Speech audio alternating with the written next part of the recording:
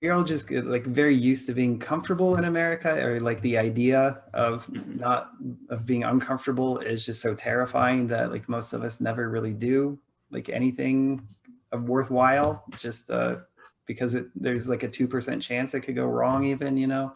Um, so it is, I don't know, it seems really important that people do this, you know, that people take chances. And like, I guess I would say this to my daughters all the time too, though. It's like, if you are gifted, you know, there's responsibility with that. And if you have talents, if you're intelligent, like you have a responsibility to make the most of that. And that's just part of the deal. So I guess I didn't think about it in that way too.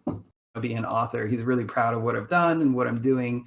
But it's a very different world than he grew up in. It's a very different world that he exists in now. So there still is some tension with that. Just, you know, like, do you belong here if you kind of, I don't know, like if you do get a lot of education, or if you do kind of fit into more like intellectual professional class, um, you know, do you still kind of fit in back home? Which, you know, beyond, you know, everyone loving each other, you know, that kind of acceptance can kind of be more difficult sometimes. Thinking about rural Americans as a monolith is the main misconception, that everyone has the same political beliefs, that everyone has the same religious beliefs. Um, you know, there's definitely less diversity than you'll find in big cities.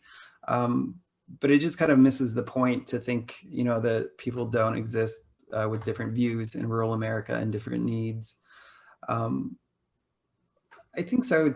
I don't know. I guess that would be the main one. It's, 'cause it always is. They're just thinking about like, I don't know. I was always surprised at how many people showed up to events to come talk about a lynching and to talk about racial reconciliation, and how many people in small towns really care about those kinds of issues too. We're the richest civilization in the history of the world, yet we still have high rates of poverty.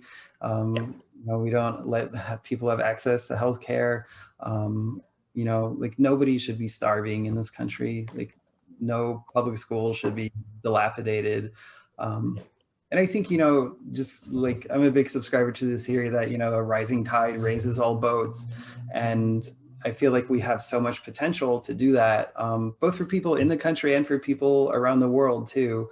And we just often just don't do that, because we don't feel like we have to, or we don't want to, or whatever reason. Having a way that you could connect towns, that you could connect cities, and specifically like, you know, like downtown, like more urban areas of Omaha.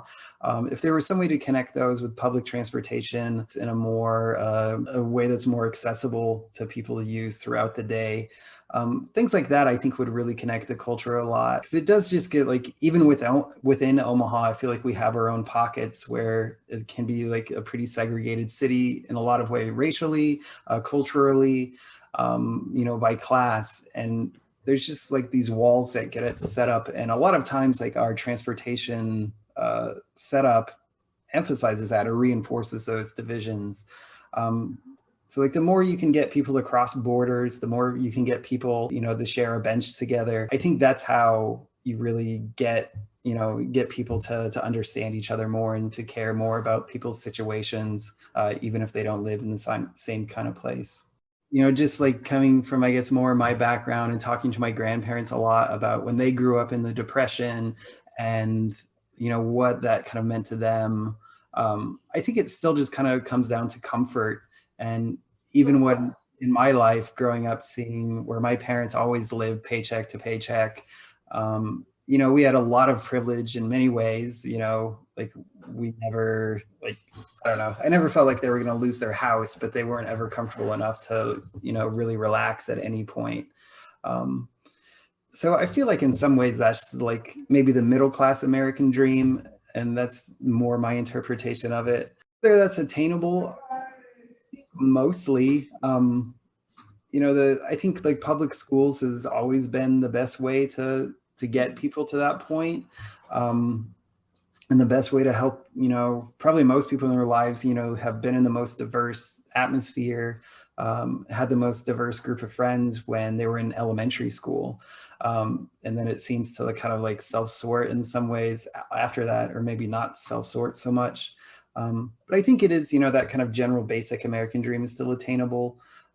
Maybe the loftier stuff, like, could anybody be president? Like, no, very Sure. few people who were born in this country, have that possibility even, um, but I don't know. It is, in that basic kind of way, could somebody achieve comfort? I think, it's still possible. I think, we always just try to get them to be open, like to, when we do travel, because we do travel locally a lot too. Like my wife, like who grew up in Omaha, she had never gone west of Millard until she went to college, which Millard is basically the western edge of Omaha, or at least it was at that time.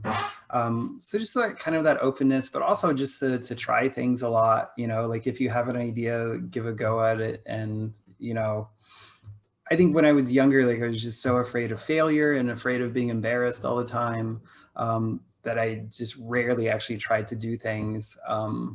And as I've gotten older, I've just learned that if you do have an idea, if it's a good idea and you work hard, like a lot of times, like people will really pull for you to succeed and people will help you, but you just kind of have to be out there and open.